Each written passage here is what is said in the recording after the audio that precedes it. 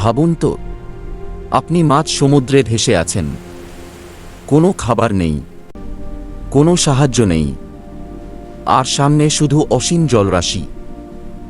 সালটা 2012। জসালভারো অভয়ারণ্য নামের এক জেলে মাছ ধরতে বের হন, কিন্তু এক ভয়ঙ্কর ঝড় তার নৌকাকে ভাসিয়ে নিয়ে যায় অজানা সমুদ্রে।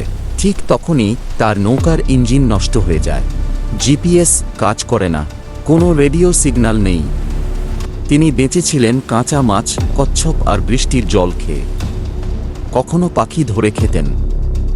প্রতিদিন ছিল তার বেঁচে থাকার সংগ্রাম।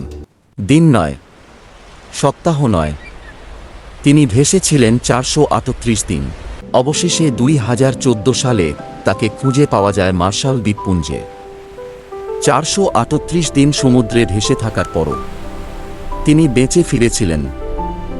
মানুষের ইচ্ছাশক্তি প্রকৃতির চেয়েও শক্তিশালী হতে পারে।